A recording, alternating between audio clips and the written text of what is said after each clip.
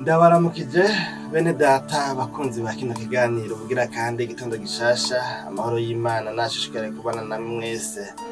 Ndabaye ikaze muri kino kiganiro cacu cuno munsi igitondo gishasha tugomba tuvugana amajambo makeya dusanga mu gitabo ca Yobu igice ca 42 ni igice ca nyuma ca kino gitabo niyo chapitre ya nyuma.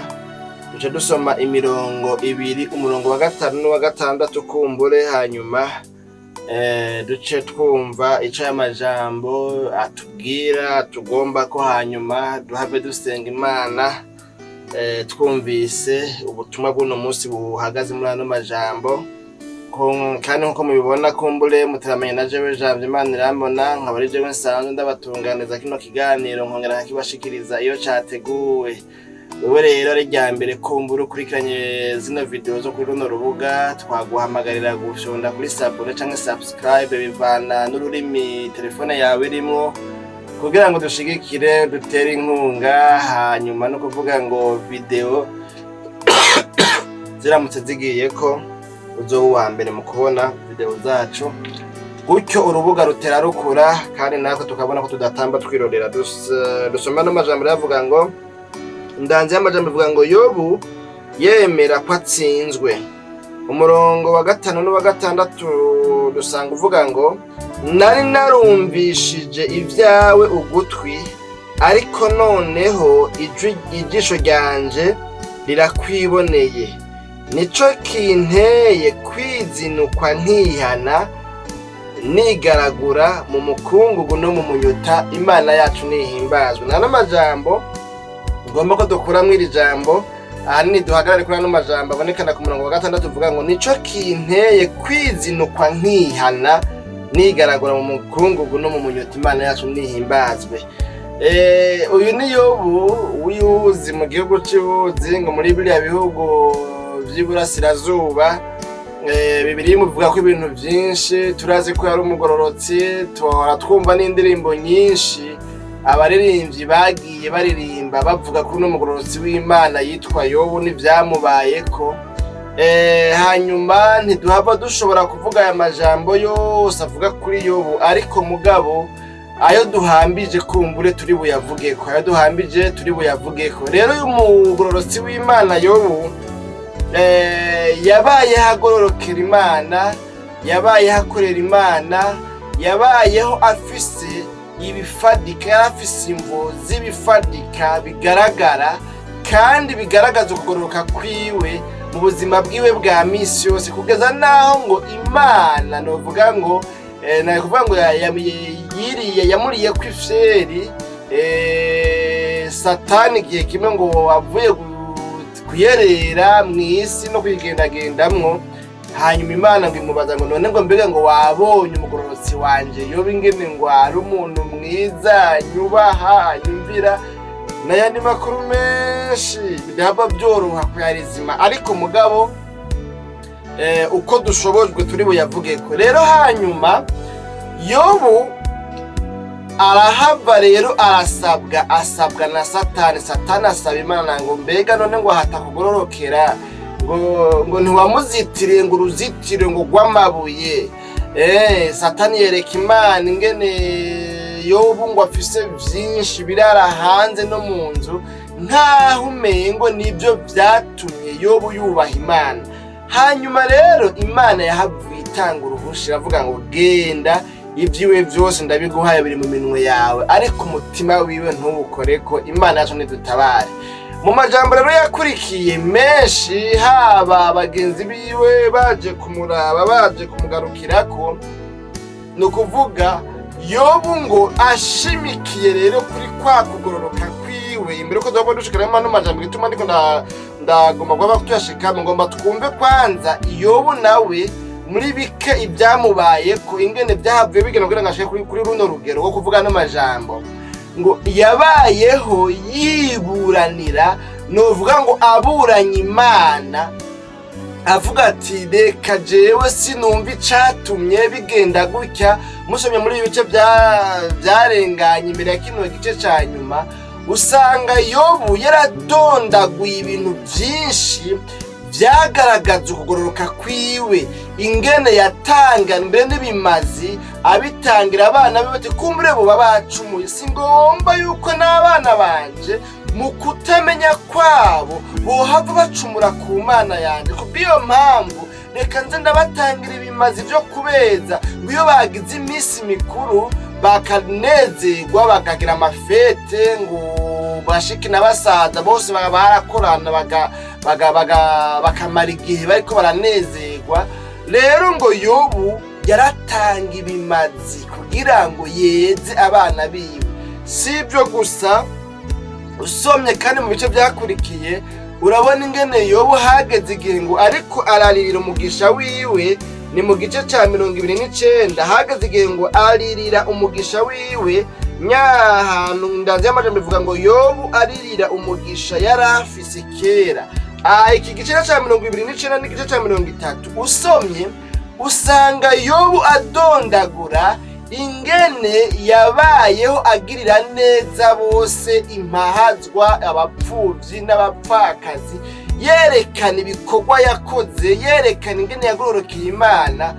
Kandi nawe nizera yuko uri kurankurikirana muri kino kiganiro igitondo gishasha, hamwe wofata umwanya ugakurikirana ubuzima bwa Yobu, ukaraba kugororoka kwa Yobu, wosanga mu by'ukuri asanga umuntu ugororoka kwiwe ariko kotuma ngira ngo atsindanishizwe imbere y'Imana. Wosanga Yobu atakarohe, atagasembwe, atanirabaga, yarafise uwo mwagiriza imbere y'Imana. Hanyuma rero ariko mugabo ibyamubaye ko biramubako, kandi bifise isomo, bifise icigwa kigomba kwerekana yuko niko ku mwana w'umuntu ashobora kugororoka, umwana w'umuntu ashobora gukora ibikorwa byiza, arashobora kugera ku rugero abona yuko umengo wewe nta gasembwa, ntarabaga, ariko burya ukugororoka kuzuye 100% n'ukugororoka kw'Imana. Imana yonyine niyigororoka 100%. Naho Yobu yari yarigishijwe kubaha, kumbure novuga ngo ibyagizwe, naho yubaha ibyagizwe, naho yubahiriza iby'Imana igomba byose, akagerageza uburyo bwose akabyubahiriza, ariko hariho icigwa cerekana yuko naho umuntu agororoka aguma ari umuntu, kuko ari ku mugwa mukuru wa Satani. Kandi umuntu yambaye umubiri w'inyama n'amaraso, kandi umuntu araho Shetani ashobora gushikana imyambi yiwe. Umuntu rero ntagororoka 100% ngo bikunde, ariko mugabo yihishije mu maraso ya Yesu Kristo, yihishije mu mbabazi z'Imana, Imana ikamuraba icishije mu mbabazi zayo, aho oya birakunda yuko umuntu yemerwa n'Imana. Rero ngaha twasomye amajambo ingene Yobu rero ngo hageze igihe aremera ko atsinzwe. Usomye muri ibi bice byatanguye imbere ya hano, uzobona ingene abagenzi biwe baje bakamwereka yuko ahubwo ari we yacumuye, bitabaho. Imana idashobora gukorera ibintu nk'ibyo, idashobora kureka ibintu nk'ibyo ngo bibe ku muntu atacumuye. Baramwereka, baramucurira, bamugati nyabu naraba neza, wewe waracumuye. Mugabo Yobu akaguma atera igati, jewe sinacumuye, jewe ndagororotse, jewe nta cyaha nakoze. Nimba gihari Imana nize ikimbwire, inyagirize, mbere ahubwo igomba inandandura inkureho. Imana yacu nidutabare. Mugabo rero Yobu mu nyuma rero agendererwa n'Imana, atahuzwa rero yuko ari umutsindwa.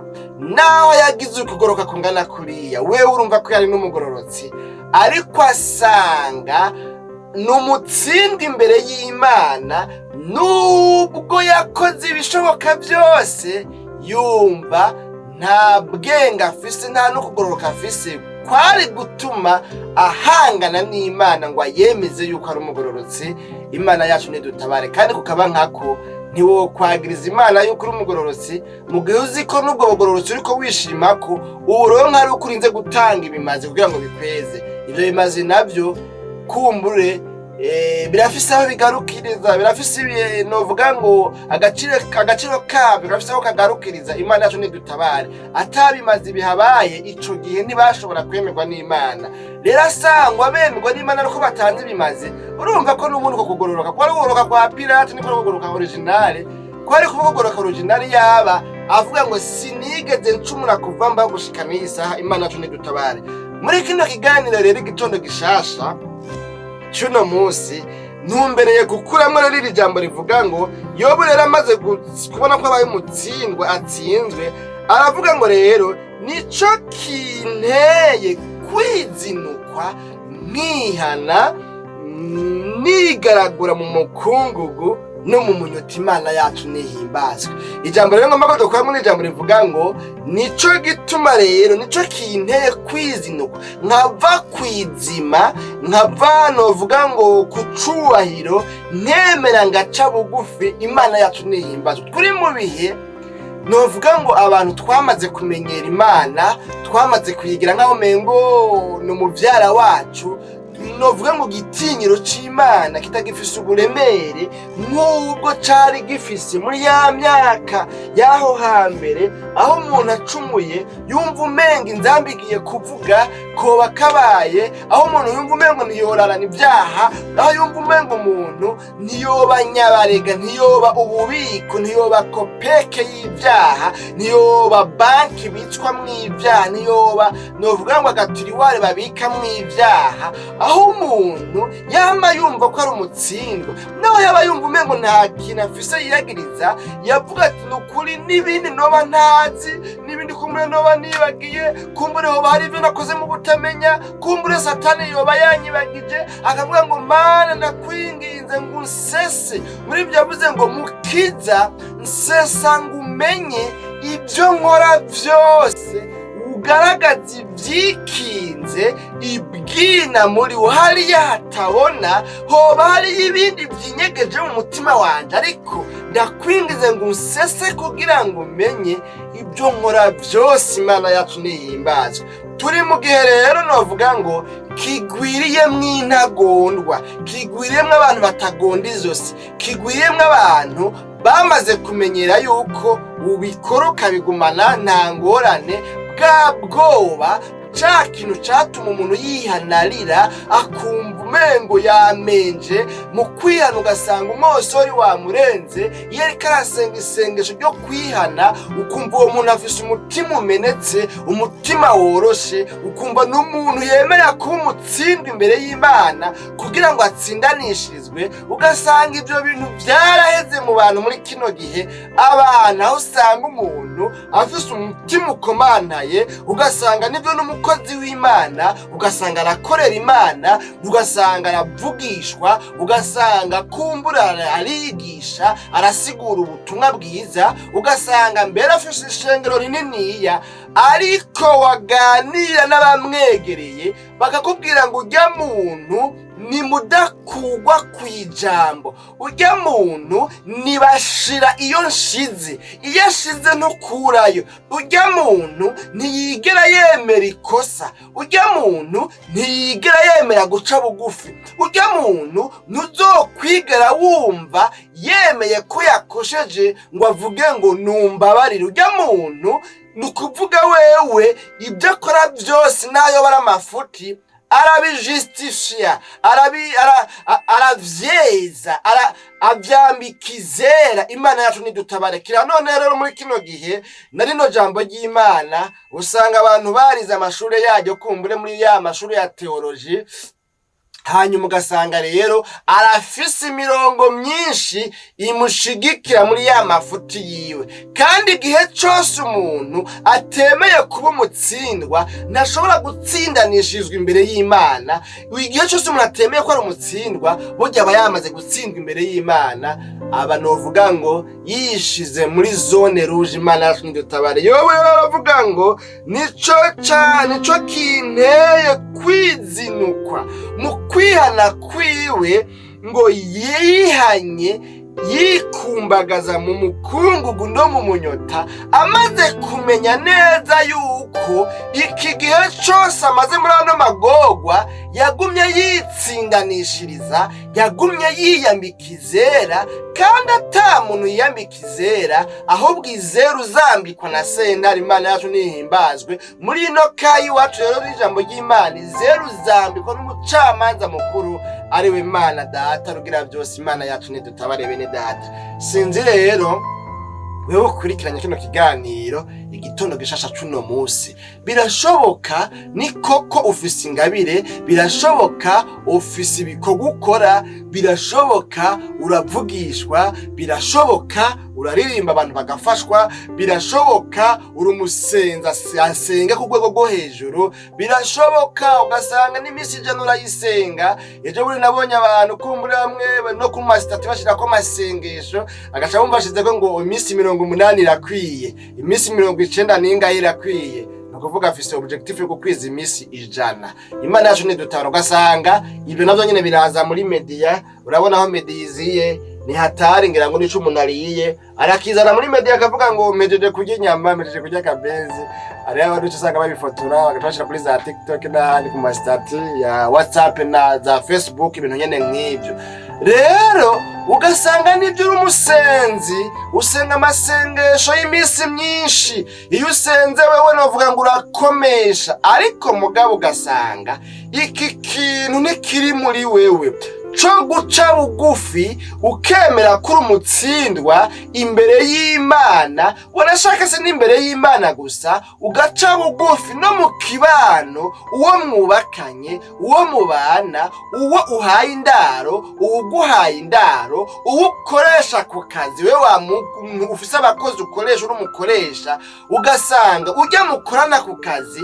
Birakwiye yuko hagarigiye ukavuga ngo nukuri mwene data mbabarira, ndihanye, nagucumuyeko, naguhemukiye, nakubabaje, nagukomerekeje, ibyo nakoze umbabarire, nabyifashemwo nabi. Umuntu akumva ko abaye umutsindwa akava kwizima, hanyuma akemera, akihana yisiba, akihana yizinuka. Yobo ngaho twabonye yavuze ngo nico kinteye kwizinukwa, kumva yuko niyase unuka, kumva yuko ndubusa gusa, ataco maze, ataco nkwiye kuvuga imbere y'Imana, maze gutahura yuko atagishobora guhindura imigambi y'Imana, maze gutahura yuko umwana w'umuntu ubwenge bwiwe bufise aho bugarukira, arakazatsa gatoya.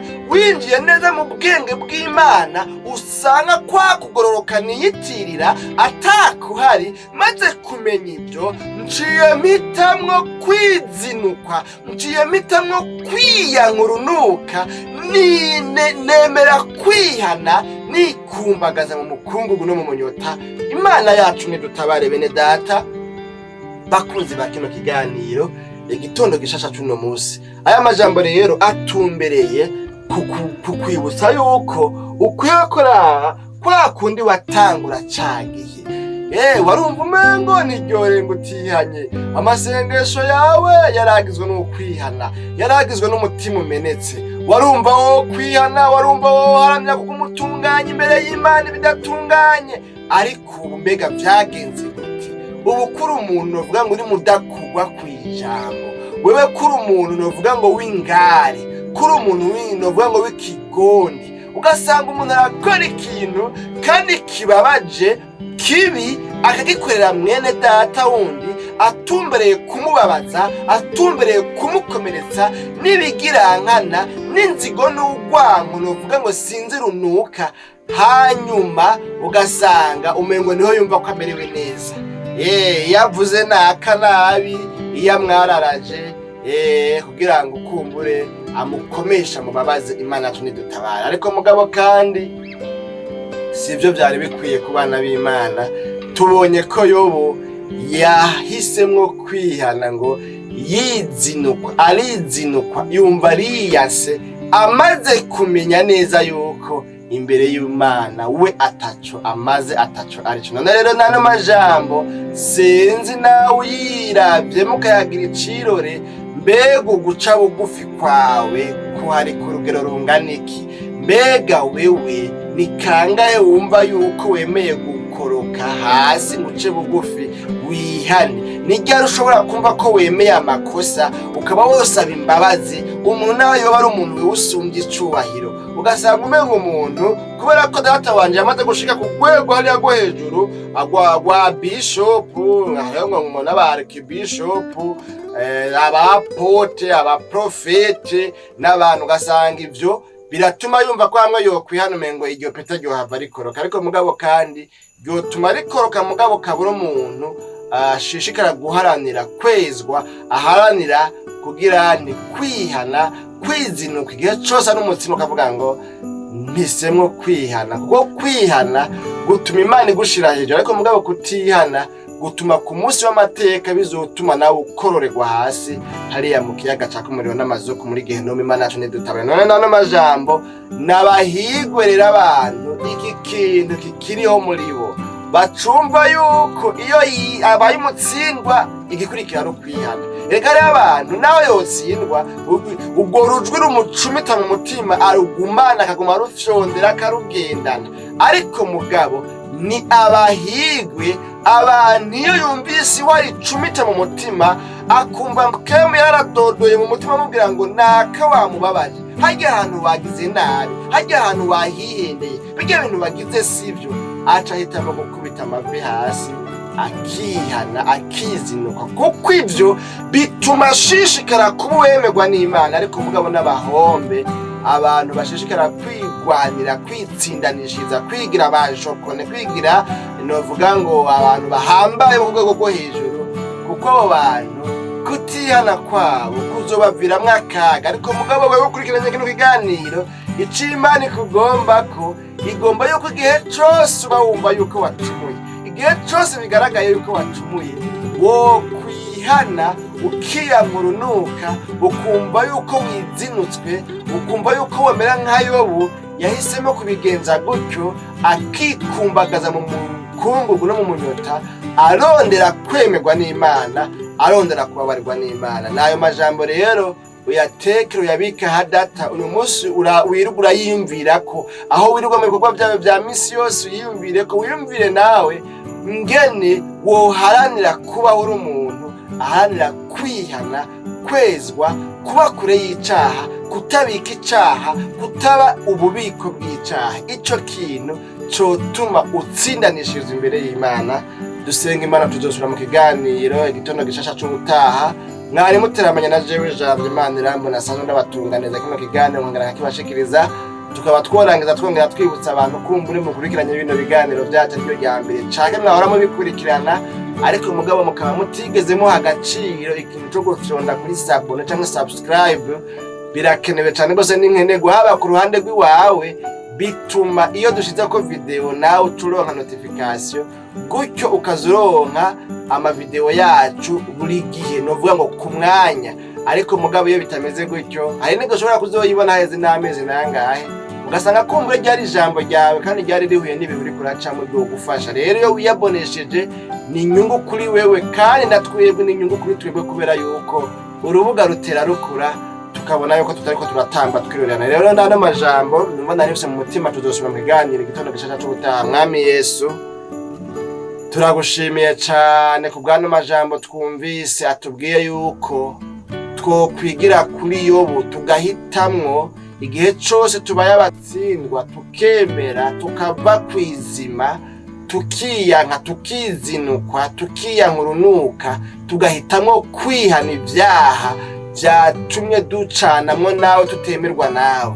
Umuntu wese rero asanze nawe yari amaze imisi ari muri ino mwemu yo kutihana imwemu y'umutima ukomana imwemu y'umutima udadaye nk'ibuye ariko avuze ngo Mana nsubizamo umutima woroshe nk'inyama nsubizamo umutima umenetse kugira ngo nanje nsubire kuba undi umuntu yihana umuntu yezwa umuntu atabika ibyaha nkaho mengo ni pubere nkaho mengo ni nyabarega nkaho mengo umutima wiwe wahindutse ububiko bw'ibyaha. Umuntu ahisemo gusaba imbabazi umuntu ahisemo gusaba ngo Mana nshoboza narabihorana mugabo ntabyo ngishobora kwihana kwemera ko nakoze amakosa mbona umengo noba njakaye noba hava maramara byonyaka ijambo byonyaka icubahiro mu bantu. Umuntu aravuze ngo mana shiramwo no mutima wo kwihana, wo kwemera guca bugufi, wo kwemera kwizinukwa, wo kwemera kwihindura ubusa kugira ngo nemere nihane hanyuma ntsindanishijwe nawe. Umuntu abisenza bisaba umugirire neza, umuguze kw'imbabazi kandi umushoboze gushika kuri runo rugero, gutyo azobona gushishikara kubana umutima utanduye utari mw'ijuru mwagiriza ikibi. Urakoze kuri Imana. Umuntu wese akurikiranye kino kiganiro ahantu agiye kwirirwa, ubane nawe umugirire neza. Imitwaro itandukanye abakunzi bawe bariko barasengera hirya no hino mu mpande zine z'isi, ubibuka ubabere inyishu, ubabere umutabazi. Urakoze kuri Imana. Ivyari byarabuze inzira bironka inzira, ibyabuze aho bica bironka aho bica, ubicira inzira. Urakoze kuri Imana, ubabere byose muri byose, ubabere umutabazi, ubabere inyishu mu izina ryawe ryera Kristo Yesu, tubisabye tuvyizeye. Amen.